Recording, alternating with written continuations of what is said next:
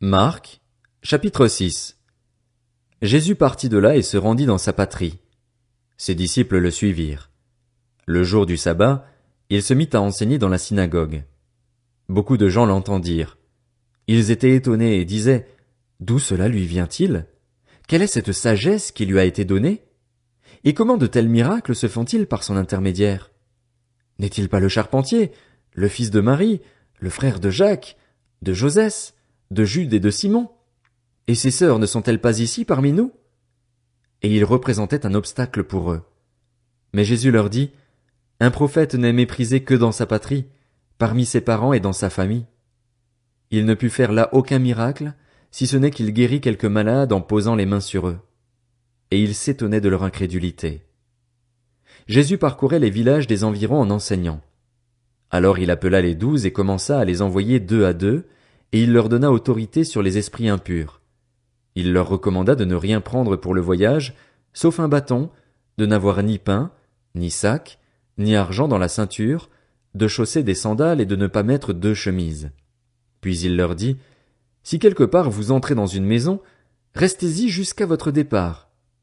Et si, dans une ville, les gens ne vous accueillent pas et ne vous écoutent pas, retirez-vous de là et secouez la poussière de vos pieds en témoignage contre eux. Je vous le dis en vérité, le jour du jugement, Sodome et Gomorrhe seront traités moins sévèrement que cette ville-là. Ils partirent et prêchèrent en appelant chacun à changer d'attitude. Ils chassaient beaucoup de démons, appliquaient de l'huile à beaucoup de malades et les guérissaient. Le roi Hérode entendit parler de Jésus, car son nom était devenu célèbre. Il disait: Jean-Baptiste est ressuscité, et c'est pour cela qu'il a le pouvoir de faire des miracles. D'autres disaient: C'est Élie. Et d'autres disaient: C'est un prophète, comme l'un de nos prophètes. Mais Hérode, en apprenant cela, disait: Ce Jean que j'ai fait décapiter, c'est lui, il est ressuscité. En effet, Hérode lui-même avait fait arrêter Jean et l'avait fait enchaîner en prison à cause d'Hérodiade, la femme de son frère Philippe, qu'il avait épousée, car Jean lui disait: Il ne t'est pas permis d'avoir pour femme l'épouse de ton frère. Furieuse contre Jean, Hérodiade voulait le faire mourir, mais elle ne le pouvait pas, car Hérode redoutait Jean, sachant que c'était un homme juste et saint, et il le protégeait. Après l'avoir entendu, il était souvent perplexe, et c'était avec plaisir qu'il l'écoutait.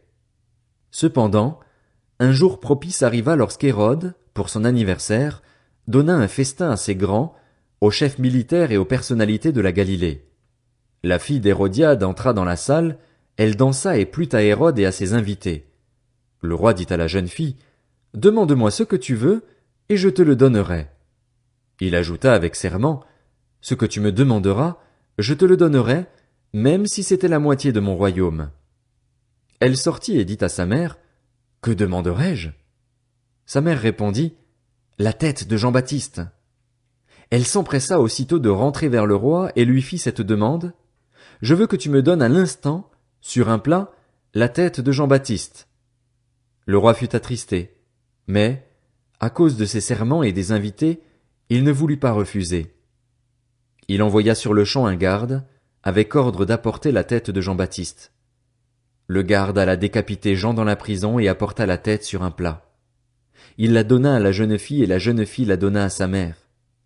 Quand les disciples de Jean apprirent cette nouvelle, ils vinrent prendre son corps et le mirent dans un tombeau. Les apôtres se rassemblèrent autour de Jésus et lui racontèrent tout ce qu'ils avaient fait et tout ce qu'ils avaient enseigné. Jésus leur dit: Venez à l'écart dans un endroit désert et reposez-vous un peu. En effet, il y avait beaucoup de monde qui allait et venait, et ils n'avaient même pas le temps de manger. Ils partirent donc dans une barque pour aller à l'écart dans un endroit désert. Beaucoup de gens les virent s'en aller et le reconnurent, et de toutes les villes on accourut à pied et on les devança à l'endroit où ils se rendaient. Quand il sortit de la barque, Jésus vit une grande foule et fut rempli de compassion pour eux, parce qu'ils étaient comme des brebis qui n'ont pas de berger, et il se mit à leur enseigner beaucoup de choses. Comme l'heure était déjà bien tardive, ses disciples s'approchèrent de lui et dirent: Cet endroit est désert, et il est déjà tard. Renvoie-les afin qu'ils aillent dans les campagnes et dans les villages des environs pour s'acheter du pain, car ils n'ont rien à manger. Jésus leur répondit: Donnez-leur vous-même à manger. Mais ils lui dirent: Faut-il aller acheter des pains pour 200 pièces d'argent et leur donner à manger? Il leur dit: Combien de pains avez-vous? Allez voir. Ils s'en assurèrent et répondirent, 5, et 2 poissons. Alors il leur ordonna de les faire tous asseoir par groupes sur l'herbe verte. Ils s'assirent par rangées de 100 et de 50. Il prit les 5 pains et les 2 poissons, leva les yeux vers le ciel et prononça la prière de bénédiction. Puis il rompit les pains et les donna aux disciples afin qu'ils les distribuent à la foule. Il partagea aussi les 2 poissons entre tous.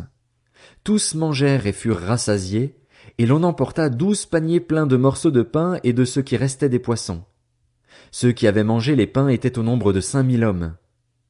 Aussitôt après, il obligea ses disciples à monter dans la barque et à le précéder sur l'autre rive, vers Bethsaïda, pendant que lui-même renverrait la foule. Quand il l'eut renvoyé, il s'en alla sur la montagne pour prier. Le soir venu, la barque était au milieu du lac et Jésus était seul à terre. Il vit qu'ils avaient beaucoup de peine à ramer, car le vent leur était contraire. Vers la fin de la nuit, il alla vers eux en marchant sur le lac, et il voulait les dépasser.